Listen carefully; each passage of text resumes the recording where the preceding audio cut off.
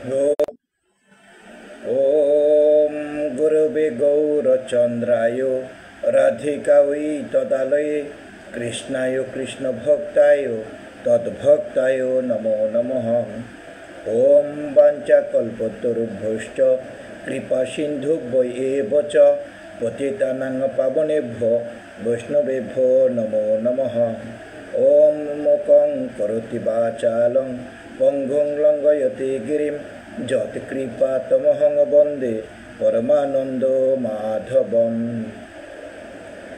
ॐ नमो भगवते वासुदेवाय। লাইভে উপস্থিত সকলকে এবং যারা পরবর্তীতে শুনবেন সকলের প্রতি আমার বিনম্র শ্রদ্ধা নিবেদন করছি এবং আশীর্বাদ প্রার্থনা করছি। আমাদের এই লাইভটি মূলত আমরা প্রতি একাদশী তিথিতে শ্রীমদ্ ভগবদ গীতার মধুরতা আস্বাদনে যৎসামান্য চেষ্টা করে থাকি। তো আজ মূলত একটু ওয়াইফাই সমস্যাজনিত কারণে একটু বিলম্বে যুক্ত হওয়ায় দুঃখ প্রকাশ করছি। আমরা আলোচনায় রয়েছি মূলত গত একাদশী তিথিতে শ্রীমদ্ ভগবদ গীতার ষষ্ঠ অধ্যায় অভ্যাস যুগ বা ধ্যান যুগের শেষ কয়টি শ্লোক আলোচনা করে সারাংশ আলোচনা করেছিলাম। আজ আমরা যাব হচ্ছে শ্রীমদ্ ভগবদ গীতার সপ্তম অধ্যায় জ্ঞান বিজ্ঞান যুগের শুরুর 10টি শ্লোক আলোচনা নিয়ে। তো লাইভে যারা যুক্ত হচ্ছে আমরা বা পরবর্তীতে যুক্ত হবে, আমি সকলকেই আবারও বিনম্র শ্রদ্ধা নিবেদন করছি। হ্যাঁ লিটু স্যার, আপনাকে দেখতে পাচ্ছি, আপনি যুক্ত হয়েছেন, অনেক ধন্যবাদ। আপনি সাথে থাকুন। আমরা গীতার আজ সপ্তম অধ্যায় পড়ব। তার আগে আমরা আসলে একটু পূর্বের প্রেক্ষিতটাকে আলোচনা করে আসতে চাই। শ্রীমদ্ ভগবদ গীতার সপ্তম অধ্যায়ে একটি শ্রীমদ্ ভগবদ গীতার যে শতক রয়েছে সেই দ্বিতীয় শতকের আমরা আজ উপনীত হচ্ছি। প্রথম শতক 1 থেকে 6 অধ্যায় আমরা শেষ করেছি। 7 থেকে 12 অধ্যায় ভক্তি শতক। এই ভক্তি শতকের আজ প্রথম সপ্তম অধ্যায়ের আলোচনা আমরা শুরু করব। সপ্তম অধ্যায়ের শ্লোক আছে মাত্র 30টি। তো আমরা আজ 10টি শ্লোক পাঠ করব এবং আলোচনা করব। সেখানে আমরা কি জানব তার একটা বিষয় আমরা পূর্বের অধ্যায়ের সাথে এই অধ্যায়ের যে একটা যুগসূত্র আছে সেটাও এক নজর আমরা একটু দেখে আসি। ভগবান সপ্তম অধ্যায় কোন উদ্দেশ্যে ভগবান সপ্তম অধ্যায় আলোচনা করেছেন বা বলেছেন, এই অধ্যায়ের মূল বক্তব্য কি,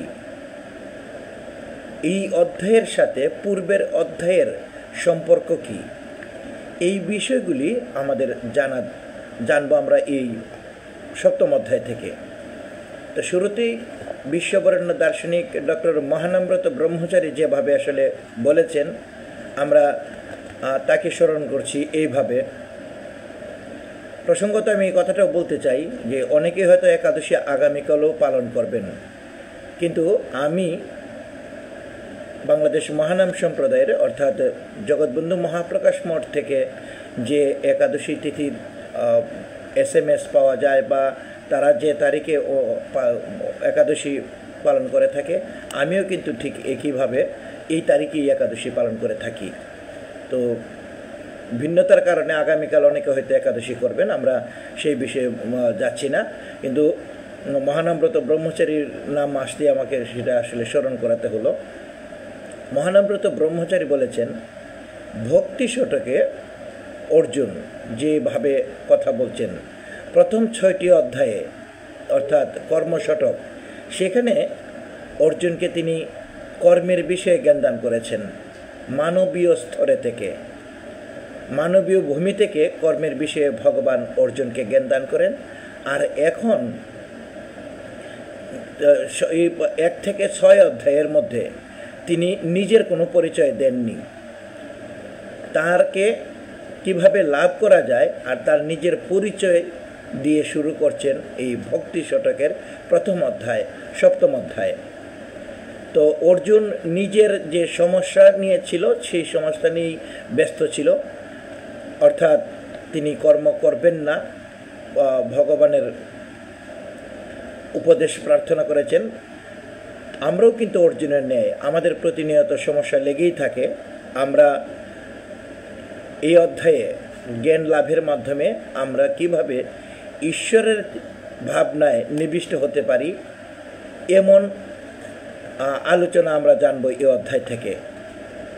তো 7ম অধ্যায়ের সাথে এর আগের অধ্যায়ের কী যোগসূত্র, অর্থাৎ 6ষ্ঠ অধ্যায়ে ধ্যান যুগ বা অভ্যাস যুগের কী সম্পর্ক, সেখানে বলা হয়েছে যে শেষের দিকে ভগবান এসে অর্জুনকে বলেছেন যে যুগে যুগে যুক্ত থেকে বিচ্যুত হয়ে গেলে তার কি গতি হয়। তো ভগবান সেই বিষয়গুলিতে কথা বলেছেন যে যে যতটুকু কর্ম করে, ঈশ্বরীয় কর্ম করে, তার যার যতটুকু উচ্চ পর্যায়ে অবস্থান করে তিনি সেইভাবে সেই গৃহে জন্মগ্রহণ করে বা মানে একটা পুণ্যবানের গৃহে জন্মগ্রহণ করে থাকে। তো সেই বিষয়গুলিকে বর্ণনা করে ভগবান মূলত বলেছেন, শেষের 42 নম্বর শ্লোকে গিয়ে বলছেন যারা শ্রদ্ধাযুক্ত সহকারে একমাত্র আমার মতে চিত্ত হয়, আমার প্রতি মানে ভগবানের প্রতি ভজনা করেন, তিনি অন্তরঙ্গভাবে আমার সাথে যুক্ত, তিনি সকল যুগের মধ্যে শ্রেষ্ঠ। এটা ভগবানের অভিমত প্রকাশ করে। বিভিন্ন জন বিভিন্নভাবে বলতে পারেন যে এই ভগবান এই কথা বলেছেন, সেই কথা বলেছেন, কিন্তু ভগবান নিজে এখানে স্পষ্ট করে বলে দিয়েছেন এটাই হচ্ছে আমার মত যে একজন যোগী হচ্ছেন শ্রেষ্ঠ। কিভাবে? যিনি শ্রদ্ধা সহকারে আমার ভাবনায় যুক্ত থাকেন, আমার ভজনা করে থাকেন, আমার পূজা করে থাকেন এবং অন্তরঙ্গভাবে আমার সাথে যুক্ত আছেন, সেই যোগী শ্রেষ্ঠ। তো গত অধ্যায়ের এই কথার প্রেক্ষিতে ভগবান যে কথা বলছিলেন সেই কথা শেষ না হওয়াতে ভগবান এই অধ্যায়ে এসে সেই কথার সূত্র ধরে 7ম অধ্যায়ের সাথে আমরা ভগবানের সাথে আসলে কিভাবে যুক্ত হব আর তার প্রতি আমাদের মন কিভাবে স্থির হয়, অর্থাৎ ওই যে অন্তরঙ্গভাবে যুক্ত হলে তিনি যোগীকে শ্রেষ্ঠ বলেছেন, সেই যোগী আসলে কিভাবে আমাদের মন স্থির করব এবং ভগবান তার একটা সংক্ষিপ্ত পরিচিতি দিয়েছেন। অর্থাৎ আমরাও সেটা চাই যে কথা বলে আমরা যদি কোনো বক্তার বক্তব্য শুনি, সেই বক্তার যদি সংক্ষিপ্ত পরিচিতি জানা যায় তাহলে বক্তার প্রতি আমাদের শ্রদ্ধাবোধ বা কথার প্রতি আকৃষ্ট বেশি হয়। সেই হিসেবে ভগবান তার নিজের পরিচয়ও দিবেন এই অধ্যায়ের মধ্যে। আমরা আগে পড়ে নিচ্ছি শ্রীমদ্ ভগবদ গীতার 7ম অধ্যায়ের প্রথম 10টি শ্লোক। বাকি আলোচনা আমরা শ্লোক পাঠ শেষে দেখার চেষ্টা করব। তো এই মুহূর্তে যারা যুক্ত হয়েছে আমি আবারও একটু স্মরণ করে নিচ্ছি। আমার আলোচনাকালে আমি তাদেরকে স্মরণ করতে পারি না, এটা আমার ব্যর্থতা। আমার আলোচনার ভিন্ন দিকে চলে যায় বলে আমি আলোচনাকালে তাদেরকে স্মরণ করি না। শেষে আবার সেই স্মরণ করে নামগুলি উল্লেখ করব এবং তাদের কমেন্টের উত্তর দিয়ে থাকি। লিটু নমস্কার জানিয়েছে, অনেক ধন্যবাদ বন্ধুত্বকে, নমস্কার। রাজীব পাল যুক্ত আছো, অনেক ধন্যবাদ তোমাকে। আছে অপু অধিকারী, আমাদের নতুন বন্ধু, অনেক ধন্যবাদ, তিনিও ধর্ম আলোচনা করে থাকেন। আছে তাপস কুমার সরকার, আমাদের বন্ধু, চাঁদপুর থেকে আরে কুমিল্লা থেকে যুক্ত হয়েছে সুমন দত্ত। সুমন অনেক ধন্যবাদ যুক্ত হওয়ার জন্যে। বিভু রায় দাদা আছেন শ্রীমঙ্গল থেকে। দাদা আজই আসলাম মাধবপুর থেকে, আপনাদের কাছাকাছি গিয়েছিলাম। নৃপেন স্যার বাড়িতে শ্রীমঙ্গলে নেই বলে যাওয়া হলো, নয়তো আমি আজই শ্রীমঙ্গলও যেতাম, এই পরিকল্পনাই ছিল। উনি সিলেটের বাসায় আছেন বলে আজকে যাওয়া হয়নি। আর যুক্ত আছে সঞ্জয় দাস, অপু অধিকারী, রাজন রিপন মণ্ডল যুক্ত আছেন। আমরা সকলকে ধন্যবাদ এবং কৃতজ্ঞতা। শ্যামল আচার্য যুক্ত হয়েছ, রাধে রাধে মন্তব্য করে। আর পরবর্তীতে আরও যারা যুক্ত হবেন আমি সকলকে স্মরণ করব এবং আমার কথাগুলিকে পরে আবার বন্ধুদের কথাগুলিকে আমাদের সাথে যুক্ত যারা আছেন তাদের কথাগুলিকে আমি তুলে ধরার চেষ্টা করব। ততক্ষণ পর্যন্ত আমাদের আলোচনার সাথে থাকুন এই প্রত্যাশা করছি। আমি পড়ছি শ্রীমদ্ ভগবদ গীতার 7ম অধ্যায়ের প্রথম 10টি শ্লোক। ওম নমো ভগবতে বাসুদেবায়। শ্রীমদ্ ভগবদ গীতা অথ 7ম অধ্যায় জ্ঞান বিজ্ঞান যোগ। শ্রী ভগবান উবাচ ময়্যাসক্ত মনা পার্থ যুগম যুঞ্জন মধাশ্রয়ঃ অসংশয়ং সমগ্রং মাং যতা জ্ঞেষ্যসি তৎশৃণু। জ্ঞানম তে অহম সবিজ্ঞানম ইদম বক্ষ্যামি অশেষতঃ। যদ্জ্ঞেতা নেহ ভূয় অন্নাৎ জ্ঞেতব্যম অবশিষ্যতে। মনুষ্যানাং সহস্রেষু কশ্চিৎ যজতি সিদ্ধয়ে যততাম অপি সিদ্ধানাং কশ্চিৎ মাম বেত্তি তত্ত্বতঃ। ভূমিরাপো অনলো বায়ু খংমনা বুদ্ধিরেব চ। অহংকার ইতি অংমে ভিন্ন প্রকৃতির অষ্টধা। অপরমেয়ম ইতস্তু অন্নম প্রকৃতিং বিদ্ধি মে পরাম। জীবভূতানাং মহাবাহু ইয়াদ্যাধার্যতে জগত। এতদ্যূনীনি ভূতানি সর্বাণি ইতি উপধারয়। অহং কৃষ্ণস্য জগত প্রভব প্রলয়স্ততা। মত্তপরতরম ন অন্নাৎ কিঞ্চিৎ অস্তি ধনঞ্জয়। ময়ি সর্বম ইদম প্রুক্তম সূত্রে মণিগণা ইব। রসো অহম অস্পৃকন্তেয় প্রভাবস্মি শশিসূর্যয়। প্রণব সর্ববেদেষু শব্দক্ষে পৌরুষং শৃণু। পুণ্যগন্ধা পৃথিব্যাঞ্চ তেজশ্চ অস্মি বিভাবসু। জীবনং সর্বভূতেষু তপশ্চ অস্মি তপস্বিষু। বীজং মাং সর্বভূতানাং বিদ্ধি পার্থ সনাতনম। বুদ্ধির্বুদ্ধিমতামস্মি তেজ তেজস্বিনামহম। আমরা শ্রীমদ্ ভগবদ গীতার শ্লোক 1 থেকে 10 পাঠ করেছি। এবার আমরা অনুবাদ দেখব এবং সেই বিষয়ে আলোচনা করার চেষ্টা করব। তো দাদা বিভু দাদা নিমন্ত্রণ জানিয়েছেন শ্রীমঙ্গলে যাওয়ার জন্যে। সত্যি আসলে শ্রীমঙ্গল যাওয়ার জন্য আমার প্রয়োজন ছিল। সেটা প্রয়োজনটা হলো স্যারের কাছেই ছিল, কিছু গীতার সংগ্রহের জন্য স্যারের কাছে যাওয়ার দরকার ছিল। তো যাই হোক, আবার এদিকে অবশ্যই একটা ড্রাইভ দিব, যাব। আমার কিছু গীতা দাদার কাছ থেকে আনতে হবে আর কি।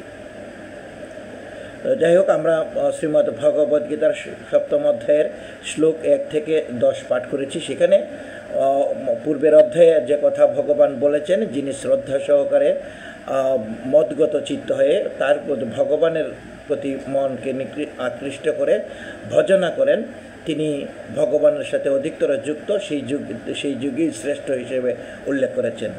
এরপরে ভগবান এখানে এসে বললেন যে ময়াসক্ত মনা পার্থ যুগম যুঞ্জন মদাশ্রয়। হে পার্থ, তুমি যদি আমাকে মন রেখে আমার আশ্রয় করো, আমার ভজনা করলে নিঃসন্দেহে আমার স্বরূপ জানতে সক্ষম হবে। তো ভগবানের স্বরূপ জানতে সক্ষম হবে কিভাবে? বলছে যে আমার প্রতি তোমার মন আকৃষ্ট রাখলে। আর বলছে যে আমার কথা এভাবে শুনো, অর্থাৎ আমরা এতক্ষণ ভগবানের কথা কিন্তু অর্জুন শুনছিলেন, এখন এখানে এসে কিন্তু আবার সেই বলছে যে তৎশৃণু যথা জ্ঞেষ্যসি তৎশৃণু, আমার কথা শুনো। তাহলে শুনলে তোমার কি হবে? নিঃসন্দেহে তুমি আমার স্বরূপ জানতে পারবে। এই প্রথম শ্লোকের মধ্যে প্রথমে ময়াসক্ত মনা পার্থ, অর্থাৎ বলছেন যে ময়াসক্ত মনা পার্থ, আমার প্রতি মন স্থির করো। আর পরে বলছেন আমার প্রতি মদাশ্রয় হও, আমার আশ্রয় গ্রহণ করো, আমার প্রতি মন স্থির করো, আবার আমার প্রতি আশ্রয় গ্রহণ করো। তাহলে দুইটার মধ্যে কোনো পার্থক্য আছে কিনা আমরা একটু উপমার সাহায্যে যদি বলি, আমরা বাড়ির কাজের লোক রাখি, সেই কাজের লোককে আমরা যখন কাজ দিই তখন সে ওই কাজের লোক কী করে থাকে, তার কাজ করে, কিন্তু সে সবসময় তার মনটাকে রাখে যে এই কাজটা আমার নয়, আমার মালিকের কাজ। এই মালিককে আশ্রয় গ্রহণ করে তার কাজ করে থাকেন। আর তেমনি আবার মানে যে ব্যক্তিটা থাকে তার মন একটু তার পরিবারের প্রতিও কিন্তু একটা টান থাকে, অর্থাৎ এই আসক্তিতে তার মন ওই দিকেও স্থির থাকে। তো সেই রকমভাবে হচ্ছে যে মই আসক্ত মনা পার্থর মধ্যে এখানে যেটা বলছে আমার প্রতি মন স্থির করো এবং আমাকে আশ্রয় করো, এখানে আশ্রয় এবং মন স্থির দুইটা ভিন্ন বিষয়। আর বলছে শ্রীনু, শ্রীনু মানে আমার কথা শুনো। কেন এতক্ষণ অর্জুন কি শুনছিল না? হ্যাঁ শুনছিল। আবার বলছে শুনো, মানে এখন একটা গুরুত্বপূর্ণ কথা বলতে যাচ্ছেন। এই আমরা যখনই কোনো গুরুত্বপূর্ণ কথা বলতে যাই তবে সেই গুরুত্বপূর্ণ কথাকে মনোযোগের সাথে যেন শুনে, সেই রকম করে ভগবান শ্রীনু শব্দটা বলেছেন। তো কেন তিনি এই কথা বলছেন পরের শ্লোকে আমরা সেটা দেখি। পরের শ্লোকে আমরা দেখব এরকম করে কেন তিনি শুনতে বলছেন, অর্থাৎ তিনি তার নিজের স্বরূপটাকে শোনাবেন। সেই জন্যে বলছেন 2 নম্বর শ্লোকে, সেই বিভূতি সম্পন্ন স্বরূপ জানার জন্যে আমি তোমাকে বিজ্ঞানসহ এই জ্ঞান সম্পূর্ণভাবে জানাচ্ছি, যা জানলে এই বিষয়ে তোমার আর কিছু জানার বাকি থাকবে না। কোন জ্ঞান? বলছেন বিজ্ঞানসহ, যে জ্ঞান বিজ্ঞানসহ। বিজ্ঞানসহটা কীরকম? স্ববিজ্ঞানম, অর্থাৎ যে জ্ঞানের সাথে অশেষত্ব, দুইটা শব্দ এখানে খেয়াল করার মতো। বলছেন জ্ঞানম তে অহম স্ববিজ্ঞানম ইদম বক্সেমে অশেষত, যে জ্ঞান একদম সম্পূর্ণ কমপ্লিট জ্ঞান। অশেষত মানে এটা সম্পূর্ণ জ্ঞান, এরপরে আর কোনো জ্ঞান নাই, এই জ্ঞান দিচ্ছেন। তাহলে যা জানলে, যা জানা হলে আর কোনো কিছু বাকি থাকে না। এই জ্ঞানটা কী রকমের জ্ঞান, কেমন করে আমরা জানলে আর কোনো কিছু জানার বাকি থাকে না, সেই বিষয়টি ভগবান জানাচ্ছেন শ্রীমদ্ ভগবদ্ গীতার 7ম অধ্যায়ে। আমরা এখানে একটা উপমা দিয়ে বলতে পারি যে আমরা ছোটোবেলায় মা বাবার হাত ধরে মেলায় যাই, মেলায় গেলে আমরা বিভিন্ন জিনিস দেখতে পাই। কীরকম? মাটির তৈরি খেলনা দেখি, কিংবা চিনির তৈরি, মিস্ত্রি জাতীয় জিনিস দিয়ে তৈরি বিভিন্ন প্রকারের খেলনা দেখি। আমরা খেলনায় আসক্ত হই যখন আমাদের বয়স ছোট থাকে, আমাদের ছোটোবেলার কথাই বলছি। কিন্তু মা বাবা, আমরা খেলনার প্রতি আকৃষ্ট হই, যে জিনিসটা দিয়ে তৈরি সেই জিনিসটা আমরা জানি না, মাটি দিয়ে তৈরি নাকি চিনি দিয়ে তৈরি তা আমরা জানি না। কিন্তু আমি যার হাত ধরে গিয়েছি আমার বাবা কিন্তু সেটি জানেন, তিনি সেটাকে খেলনাটাকে একমাত্র তার ভিতরের জিনিসটাকেই বুঝেন যে এই জিনিসটা হচ্ছে মাটির তৈরি কিংবা চিনির তৈরি। তো সেই রকমভাবে আমাদেরকে বস্তুগতভাবে এই সুন্দর বস্তুর মূলে যে ভগবান রয়েছেন এই বিশ্ব সংসারে, অর্থাৎ সকল খেলনার জিনিসের মধ্যে বা সকল জিনিসের মধ্যে যে ভগবান রয়েছেন, তিনি কিভাবে রয়েছেন? সগুণ এবং নির্গুণ উভয়ভাবে তিনি আমাদেরকে জানাবেন। তো সেই কারণেই বলছেন যে জ্ঞান ও বিজ্ঞানের মাধ্যমে আমি বিজ্ঞানসম্মত তোমাকে সেই জ্ঞান দিচ্ছি। আমাদের এই অধ্যায়ের নামের মধ্যে রয়েছে জ্ঞান ও বিজ্ঞান যুগ, অর্থাৎ জ্ঞান হচ্ছে থিওরিটিক্যাল, অর্থাৎ বর্ণনামূলক, এখানে বিস্তারিত বর্ণনা করা হয়েছে তাত্ত্বিক। আর বিজ্ঞান হচ্ছে প্র্যাকটিক্যাল। প্র্যাকটিক্যাল হচ্ছে আমরা প্র্যাকটিক্যাল বলি যে ব্যবহারিক জ্ঞান, যে কীভাবে আসলে সেটা সম্ভব। এখানে বলা হয়েছে যে ঈশ্বরকে উপাসনার জন্যে বা ভগবানের তত্ত্বকে জানার জন্যে যে বিষয়টা, সেটা হচ্ছে জ্ঞান। আর এর বাহিরে বিভিন্ন জিনিসে ভগবান রয়েছেন, অর্থাৎ কী কী জিনিস আছেন আমরা সেটা পরে জানব। উপলব্ধিটা হবে সব কিছুতেই বাসুদেব সর্বমিতি, সেই মানে বাসুদেব সব জায়গায় আছেন, ঈশ্বর সব জায়গায় আছেন, সকল বিষয়ের মধ্যে আছেন, এই বিষয়টা উপলব্ধি করার নাম হচ্ছে বিজ্ঞান। জ্ঞান হচ্ছে ঈশ্বরকে জানা, আর ঈশ্বরকে সকল বিষয়ের মধ্যে, সকল বস্তুর মধ্যে জানাটা হচ্ছে বিজ্ঞান। এই জ্ঞানে বিজ্ঞানের সাথে যুক্ত থেকে তিনি আমাদেরকে জ্ঞান দিচ্ছেন, জানাচ্ছেন এই বিষয়টা। আমি একটু ভিন্নতা করে নিচ্ছি, বন্ধুদের অবগতির জন্য বলছি। আমার সাথে এই মুহূর্তে যুক্ত হয়েছেন আমাদের দিদি মমতা কর্মকার। আজ দিদির শুভ জন্মদিন। দিদি, আমি ভগবানের কথা আলোচনা করছি, শ্রীমদ্ ভগবদ্ গীতার 7ম অধ্যায়ের প্রথম 10টি শ্লোক নিয়ে আলোচনা করছি। আমি রয়েছি 2 নম্বর শ্লোকে। তো ততক্ষণ পর্যন্ত আপনি থাকেন কি না থাকেন, ঈশ্বরের কাছে আপনার সার্বিক সুস্থতা এবং মঙ্গল প্রার্থনা করছি। শুভ জন্মদিন। যেখানে ছিলাম যে ভগবান বলছেন ঈশ্বরকে জানাটাই হচ্ছে জ্ঞান, আর মানে রামকৃষ্ণ পরমহংসদেব এই কথা বলছেন যে ঈশ্বরকে জানাটাই জ্ঞান আর বাকি সব অজ্ঞান। ভগবান এখানে জানিয়েছেন জ্ঞান হচ্ছে ঈশ্বরকে তত্ত্বত জানা, আর সব কিছুতে ঈশ্বর রয়েছেন, সেই বিষয় সেই বস্তুগুলির মধ্যে যেভাবে রয়েছেন সেটা বোঝার নাম হচ্ছে বিজ্ঞান। এখন কথা হচ্ছে যে আমরা এই রকমটা কিভাবে জানবো, আমাদের সেই জন্যে ব্যাপক পড়াশোনার দরকার। চৈতন্য চরিতামৃতে বলা হয়েছে, মানুষ পড়ে কেন লোক কৃষ্ণ জানার তরে, আর তাহাই যদি না হইল তাহলে পড়িয়া কি করে। আমরা যদি পড়ি, সেই পড়ার সাথে যদি আমাদের মানে ভাবনা চিন্তায় যদি ঈশ্বর না থাকে, তাহলে এই পড়াশোনা, জাগতিক পড়াশোনাকে চৈতন্য চরিতার মধ্যে বলছে যে এই পড়াশোনার কোনো মূল্য নেই। আমাদের বিভিন্ন মুনি ঋষিগণও সেটা বলেছেন, যে পড়াশোনার সাথে আমাদের মনুষ্যত্ব জ্ঞান বোধ জাগ্রত হয় না, সেই পড়াশোনার কোনো মূল্য নেই। রামকৃষ্ণ পরমহংসদেব বলছেন যে ঈশ্বরকে জানাই বিদ্যা, আর বাকি সব অবিদ্যা।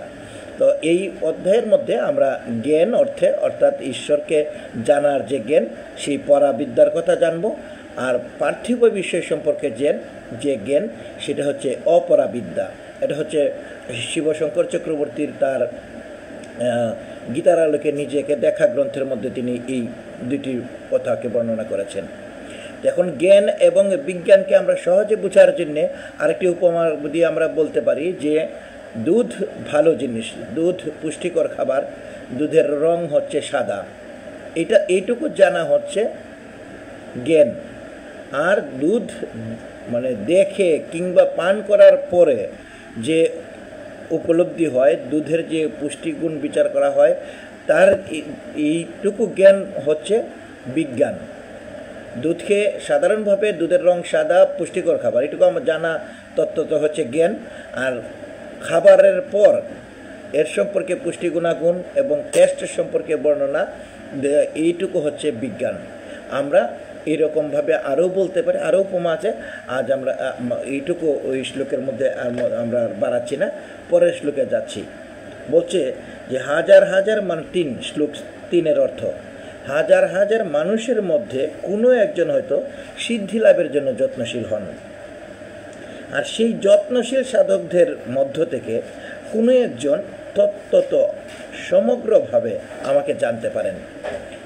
2টা বিষয় বলছেন যে হাজার হাজার লোক থাকে, হাজার হাজার লোকের মধ্যে এই 1-2 জন আমাকে জানার প্রয়াসী হয়, আবার এই জানার প্রয়াসী হাজার হাজার মানুষ থেকে 2-1 জন আমাকে তত্ত্বত জানার চেষ্টা করে থাকেন। সেটাকে আমরা কিভাবে আমরা বুঝতে পারি? নিশ্চয়ই আমাদের এই কথাগুলিকে বোঝা যাচ্ছে। তারপরও আমরা উপমার সাহায্যে বলতে চাই যে আমরা বাংলাদেশে এখন প্রায় 18 কোটি লোকের বসবাস। আচ্ছা, আমরা এই যে কোটি কোটি লোক আছে, সবাই কি একটা ক্রিকেট টিমের মধ্যে খেলোয়াড় থাকে মাত্র 25 থেকে 30 জন? সেইখানে এই 18 কোটি লোক থেকে একটা ক্রিকেট টিমের লোক হচ্ছে মাত্র 30 জন। আরও যদি বেশি ধরে তাতে অসুবিধা নেই, আমরা এরকম সংখ্যাটাকে ধরে নিচ্ছি 30 জন। এই 30 জন লোকের মধ্যে সবাই কি রেকর্ড তৈরি করতে পারে না, মানে ভালো খেলা খেলতে পারে না। যারা ভালো খেলা খেলে সেই রকম 1-2 জন বড় রেকর্ড তৈরি করতে পারে। তো ঠিক এইখানে হাজার হাজার মানুষ আমরা রয়েছি, কিন্তু ভগবানকে সিদ্ধি লাভের জন্য এর মধ্যে থেকে এক দুইজন জানার চেষ্টা করে থাকে। আবার এই রকম এক দুইজন হাজার হাজার হয়ে তত্ত্বত জানার চেষ্টা করে থাকে। এখানে দেখার বিষয় হচ্ছে তত্ত্বত জানার বিষয়টা কি। তত্ত্বত জানার বিষয়টা হচ্ছে যে ভগবান আছেন, কিন্তু কিভাবে আছেন?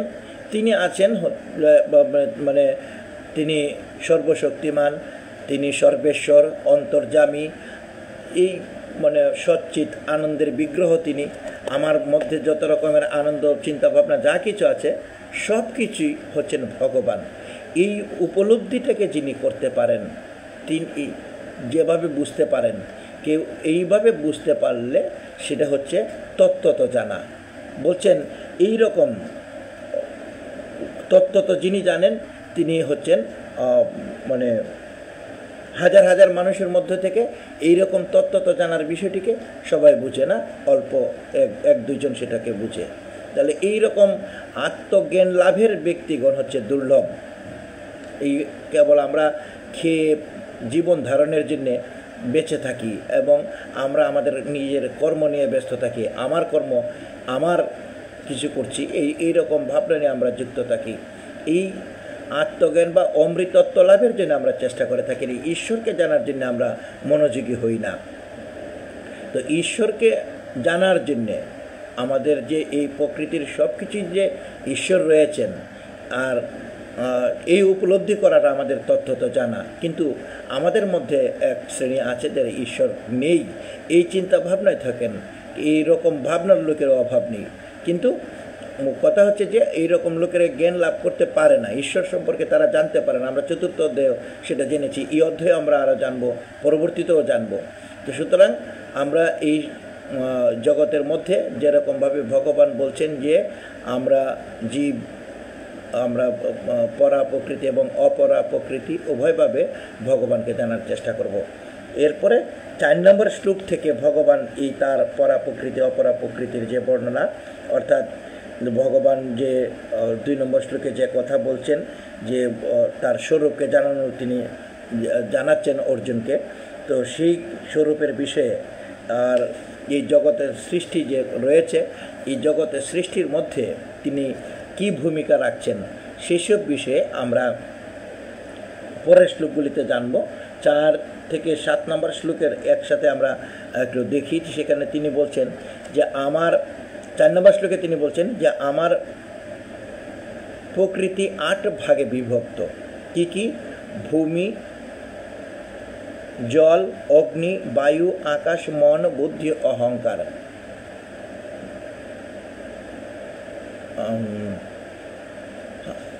সেই বিষয়ে আমরা 8টি প্রকৃতি রয়েছে, 8টি প্রকৃতি বলছি যে 8 ভাগে বিভক্ত রয়েছে। সেই 8 ভাগের বিভক্ত আমরা পরে আলোচনা করছি।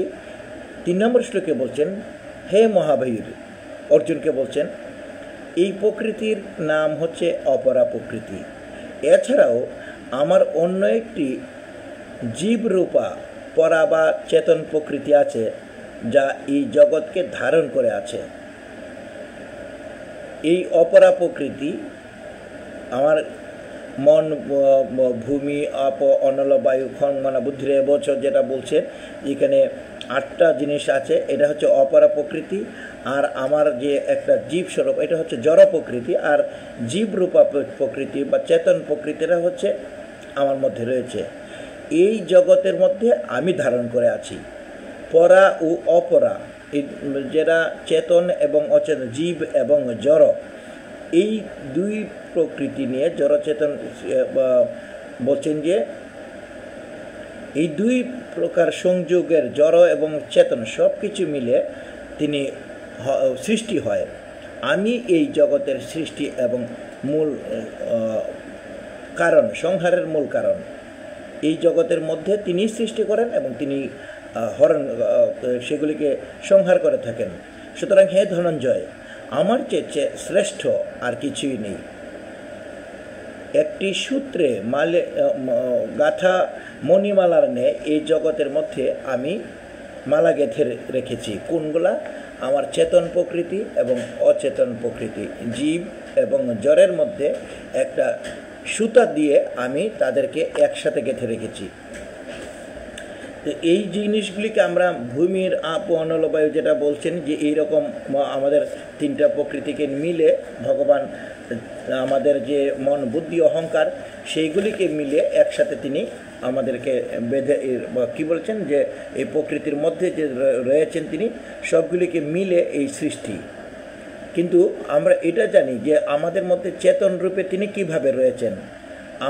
আমার দেহের মধ্যে কীতি অপ তেজমরদ বুম এই বিষয়গুলি আছে, মন বুদ্ধি অহংকার রয়েছে, কিন্তু আমার চেতন শক্তিটা কি আমরা সেটা পরে আমরা জানবো। যে সপ্তম কি বলছে যে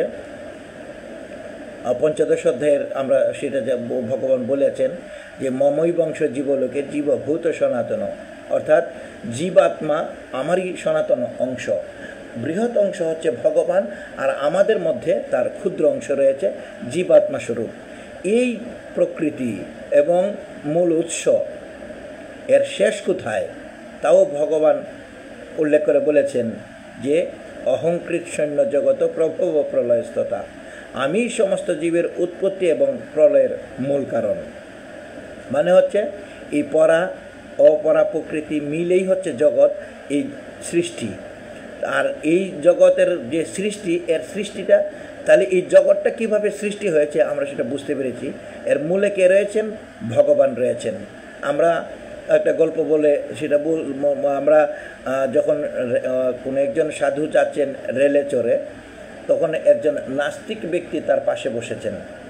পাশে বসে তিনি বলছেন, এই যে আপনারা, যিনি সাধু ব্যক্তি তাকে বলছেন, এই যে আপনি এত কৃষ্ণ কৃষ্ণ বা ঈশ্বরের নাম নেন, আসলে এই পৃথিবীতে কি ঈশ্বর আছেন? তিনি উত্তরটা দিলেন এইভাবে যে আমরা এখন কোথায় কিভাবে যাচ্ছি? বলে যে আমরা ট্রেনে এমক জায়গায় যাচ্ছি। বলে ট্রেনটা কে বানিয়েছে? বলো যে ট্রেন বানিয়েছে একজন বিজ্ঞানী। তো বিজ্ঞানী ট্রেন বানিয়েছে, তাহলে এই বিশ্ব এই যে সৃষ্টিটা রয়েছে, যদি ট্রেনটা তৈরি করতে কোনো একজন বিজ্ঞানী গেলে আমরা সেটা সাধারণ মানুষ তো তৈরি করতে পারতাম, বলতে যে না, একজন বিশেষজ্ঞের প্রয়োজন। সেই জন্য ট্রেনটা বিজ্ঞানী বানিয়েছে। বিজ্ঞানী যখন বানিয়েছে, আমাদের এই বিশ্ব চরাচর যে আমরা দেখতে পাচ্ছি, এর পেছনে তো কেউ আছেন। এই বিশ্ব সংসারটা তো এমনি সৃষ্টি হয়নি, এর পেছনে কে আছেন? ভগবান আছেন। বলে তাহলে তো আমরা তাকে দেখতে পাই না কেন? বলছে আপনি ট্রেনে যাচ্ছেন, আপনি কি ড্রাইভারকে দেখতে পেয়েছেন? বলছে যে না। আপনি কিভাবে ড্রাইভারকে দেখবেন? বলছে আমি যদি ড্রাইভারের রুমে যাই তাহলে আমি ড্রাইভারকে দেখতে পারবো।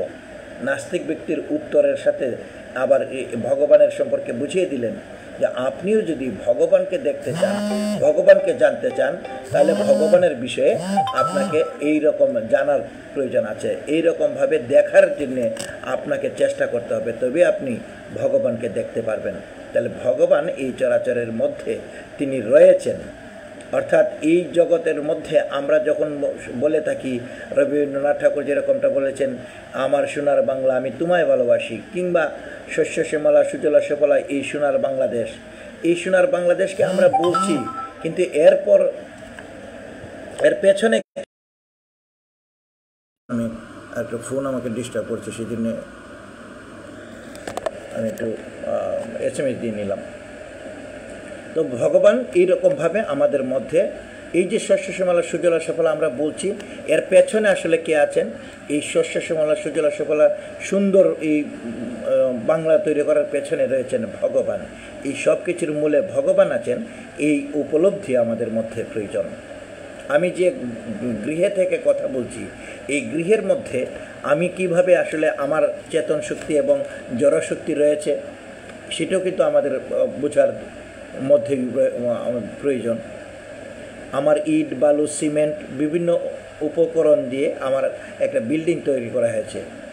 সেই বিল্ডিংটা হচ্ছে জড় পদার্থ, আর এর মধ্যে যে আমরা বসবাস করছি চেতন প্রকৃতি, এটা হচ্ছে চেতন প্রকৃতি। এই চেতন এবং জড় দুইটা মিলেই হচ্ছে এই গৃহের বসবাস গৃহ। অর্থাৎ জগৎটাও ঠিক এই রকম ভগবানের যে তৈরির বিষয়গুলি রয়েছে, সেই বিষয়গুলিকে একসাথে তিনি গেঁথে রেখেছেন একটা সুতার দ্বারা। সুতা কি?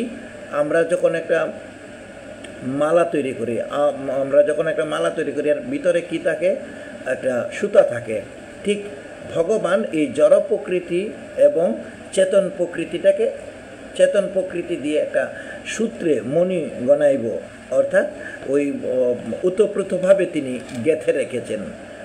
চন্দ্র, সূর্য, গ্রহ, তারা সব কিছুকে তিনি এইভাবে গেঁথে রেখেছেন।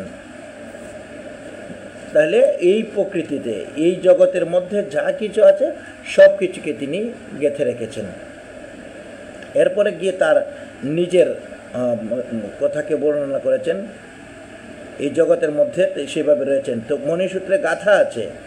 এই উক্তি দ্বারা যে ভগবান তিনি যে যা বুঝাতে চেয়েছেন, কি কি তিনি গেঁথে রেখেছেন, তার একটা সংক্ষিপ্ত বর্ণনা আছে 8 নম্বর থেকে এই 12 নম্বর শ্লোক পর্যন্ত। তো আমরা সেখানে আর যাব না, শুধু 10 পর্যন্ত দেখি। 8 নম্বর শ্লোকের মধ্যে ভগবান বলছেন, হে কুন্তেয়, জলে আমি রস, অর্থাৎ জলের মধ্যে রস। আমরা জলের রসটাকে কিভাবে বুঝব? যখন আমরা জলকে সিদ্ধ করি, যখন আমরা একটু গরম জল পান করি, তখনকার যে জল আর ঠান্ডা যে জল, সেই জলের মধ্যে একটা পার্থক্য বোঝা যায়। ঠিক, অর্থাৎ এর মধ্যে একটা রস আছে, টেস্ট আছে, যে টেস্ট জলের মধ্যে টেস্ট স্বরূপে ভগবান হিসেবে রয়েছেন। চন্দ্র ও সূর্যের প্রভার মধ্যে আমি আছি। চন্দ্র, সূর্য, রাত্রের বেলায় চন্দ্রের কিরণ আর দিনের বেলা সূর্যের আলো। এই আলোতে গেলে আমি বুঝবো আমি ভগবানের সাথে রয়েছি। আবার রাত্রের বেলা যখন আমি চাঁদের আলোতে দাঁড়াবো, তখন বুঝবো আমি এই কিরণের, যেহেতু ভগবান, এই প্রভাব হচ্ছে ভগবানের, সুতরাং আমি ভগবানের সাথে রয়েছি, এই উপলব্ধি করতে হবে। আর সর্ববেদের ওঙ্কার আমি, 7 নম্বর শ্লোকের 2য় লাইনে যেটা বলছেন, প্রণব সর্ববেদেষু। হ্যাঁ, প্রণব সর্ববেদেষু শব্দ খেয়ে পৌরুষংশ্রীণ, বলছেন যে আমি সকল বেদের মধ্যে আমি ওঙ্কার। এর পরের অধ্যায়েও ভগবান এই ওঙ্কার সম্পর্কে বলবেন, তার সংক্ষিপ্ত নামের মধ্যে সেটা। তো সুতরাং ওঙ্কারটা কি? 3টা নামের সংক্ষিপ্ত রূপ, অ, ও, ম, অর্থাৎ ব্রহ্মা, বিষ্ণু, মহেশ্বরের যে সংক্ষিপ্ত রূপ, সেটাই ওঙ্কার হিসেবে ভগবান রয়েছেন। এরপরে আকাশের মধ্যে শব্দ হিসাবে আমরা এই যে কথা বলছি, এই কথাগুলিকে শব্দ করছি, এই কথাগুলিকে কোথায় মিলিত হচ্ছে? এই আকাশের গিয়ে মিলিত হচ্ছে। আকাশ হিসেবে ভগবান আমাদের সাথে রয়েছেন। মানুষের যে পৌরুষ, তাও আমি, আমাদের মধ্যে পৌরুষত্ব যেটা বুঝায়, যে আমরা আমাদের পৌরুষত্বকে বোঝানোর জন্য যে শক্তিটা দরকার, সেটা ভগবান আছেন আমার মধ্যে। আর বলছেন যে পৃথিবীর পবিত্র গন্ধ আমি, যত ভালো ভালো সুগন্ধি রয়েছে সেগুলিতে ভগবান রয়েছেন। অগ্নির তেজ, আগুনের যে তাপদাহটা আছে, সেটাও ভগবান। সমস্ত জীবের জীবনী শক্তি বা প্রাণ হচ্ছে আমি। আমরা একটু আগেও সেটা বলেছি। ভগবানের পঞ্চদশ অধ্যায়ে গিয়ে বলবেন যে মামৈবাংশ জীবলোকে জীবভূত সনাতন, অর্থাৎ আমার সনাতনে, আমার যে চেতনের সেই অংশের হিসেবে সনাতন অংশ থেকেই জীবের মধ্যে রয়েছে জীবাত্মা স্বরূপে। তো সেখানে আমরা বুঝতে পারছি যে এখানে আমরা বুঝতে পারছি ভগবান বলছেন যে আমি জীবের সনাতন বীজ হিসেবে। যে কোনো একটা বীজ বপন করলেই তার থেকে ফসল ফলবে, এরকমটা নয়। সেখানে যদি ভগবানের শক্তি না থাকে, তাহলে কিন্তু ফসল ফলানো কোনোভাবেই সম্ভব নয়। তো এর পেছনে, অর্থাৎ এই সনাতন বীজ, একমাত্র অবিনশ্বর বীজ কে রয়েছেন? ভগবান রয়েছেন। আমার সকল কিছু আমরা ধ্বংস হবে, কিন্তু সনাতন বীজ, সনাতন যে অংশটি আছে, তা কিন্তু কোনোদিন ধ্বংস হবে না, তা চিরদিন থেকেই যাবে। অর্থাৎ ঈশ্বর থেকে যান, ঈশ্বরই হচ্ছেন এই সমস্ত জীবের সনাতন বীজ। বুদ্ধিমান ব্যক্তিদের বুদ্ধি বলতে আমরা বিভিন্ন কলাযুক্ত থাকি।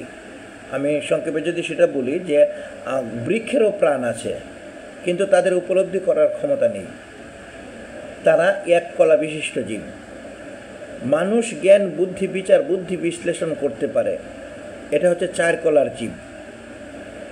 এর মধ্যে থেকে বিশেষ গুণের অধিকারী, যে আমি শত শত আমরা মানুষ আছি, কিন্তু আমরা সকলেই বিশেষ কোনো গুণের অর্জন যদি না করতে, যেমন আমি অনেকে গান করতে পারে, অনেকে নাচ করতে পারে, এই যে ভিন্নতা তাদের জন্য এবার আলাদা একটা কলা তৈরি হিসেবে আছে।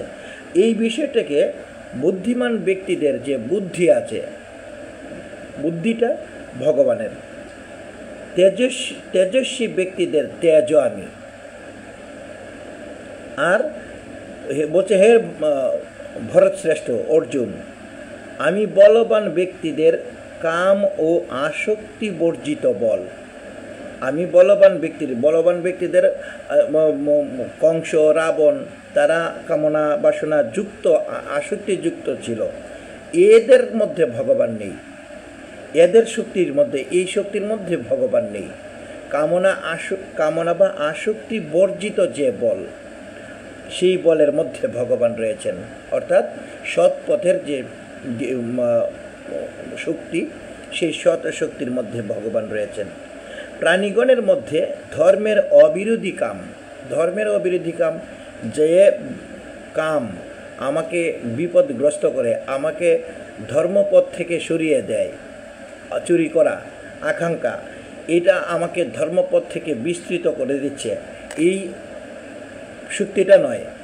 আমাকে যে বাসনা বা আসক্তিতে থাকলে আমার ঈশ্বরের পথে আমাকে সমৃদ্ধ করবে, ঈশ্বরের দিকে ধাবিত করবে, সেই কামনাটাই হচ্ছেন তিনি অবিরোধী কাম। ধর্মের অবিরোধী যে কাম, সেটা হচ্ছেন ভগবান।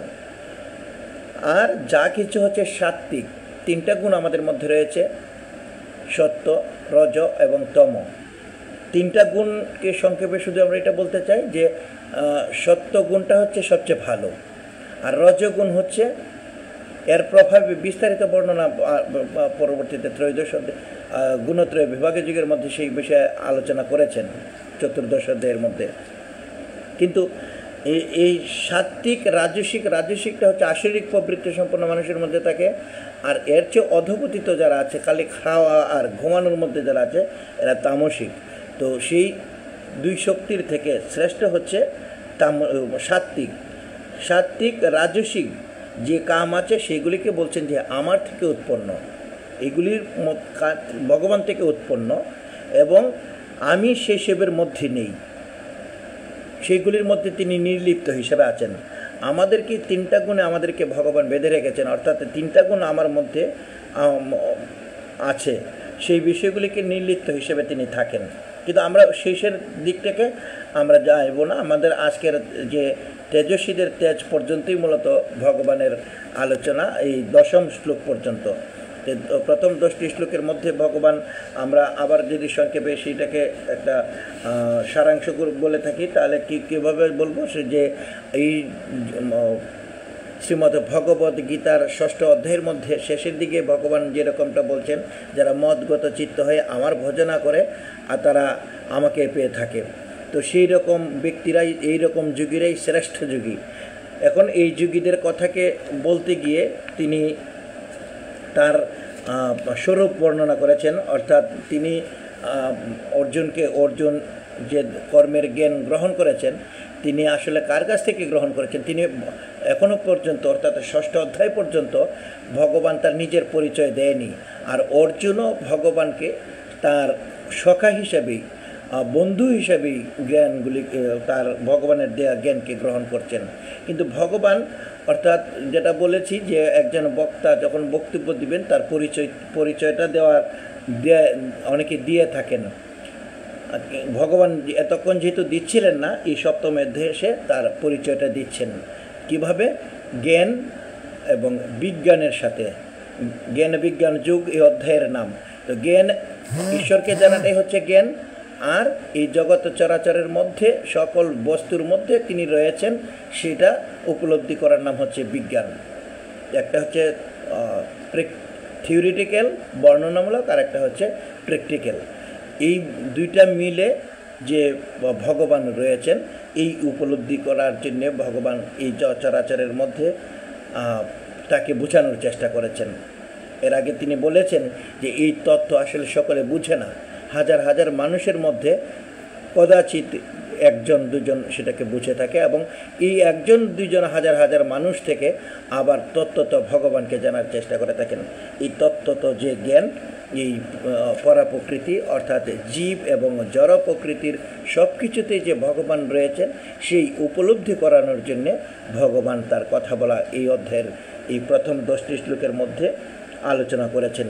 অর্থাৎ তিনি জগতের চেতন এবং অচেতন, জীব এবং জড় যে প্রকৃতি আছে তা একটা সুতার মতো গেথে তিনি চেতন রূপে সেসবের মধ্যে রয়েছেন, অর্থাৎ আত্মা হিসেবে তিনি আমাদের মধ্যে রয়েছেন।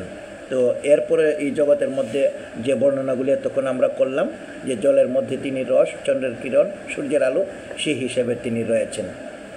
তো এই উপলব্ধির কথাগুলিকে আমরা আরও জানব পরের শ্লোকগুলিতে। তিনি যে আমরা তখন যে 3 গুণের কথা বলছি, 3 গুণের বিষয়গুলিকেও এই অধ্যায়ের মধ্যে বলেছেন, পূর্বেও তিনি বলেছিলেন, পরেও আবারও বলবেন। তো সেই সব বিষয়ে আমরা আগামী আলোচনায় জানার চেষ্টা করব। আজ এই গীতার আলোচনাকে আমরা এখানে বিশ্রাম টানতে চাই। যদি আমাদের সাথে যারা যুক্ত আছেন প্রাসঙ্গিক কোনো প্রশ্ন থাকে, নিশ্চয়ই আপনাদের সেটা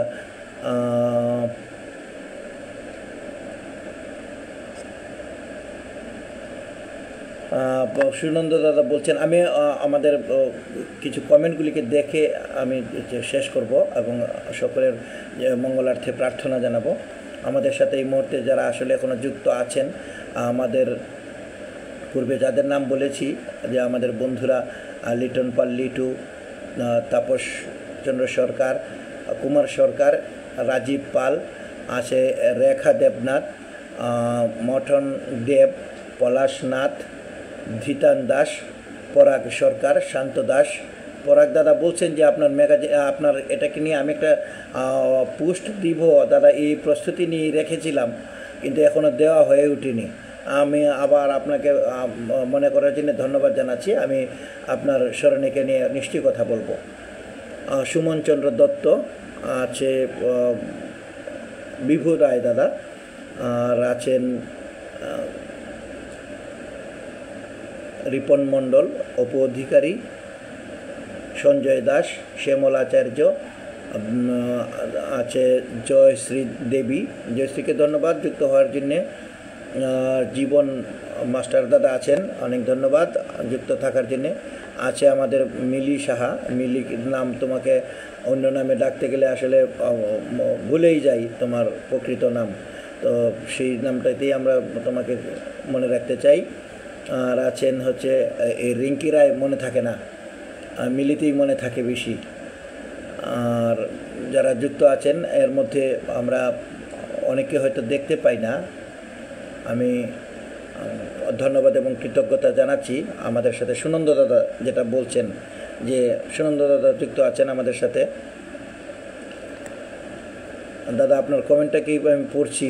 মনে হয় প্রতি 10 লক্ষে একজন প্রকৃত ভক্ত তৈরি হয় এবং মোক্ষ লাভ করতে পারে।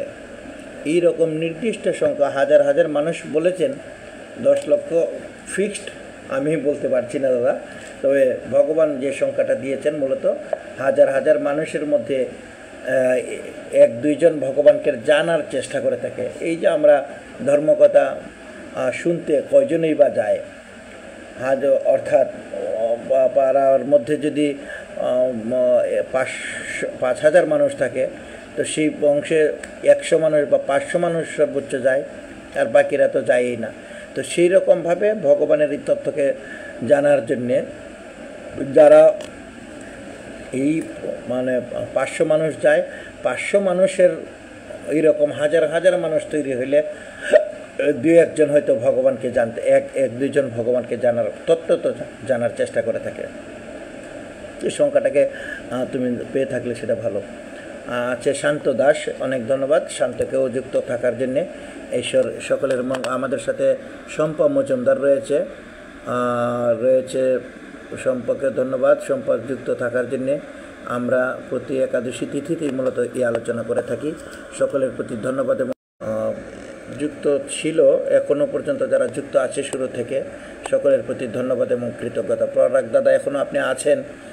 দাদা, আমি আপনার স্মরণীকে নিয়ে নিশ্চয়ই আমি কথা বলবো দাদা, একদিন একটা স্ট্যাটাস দিব।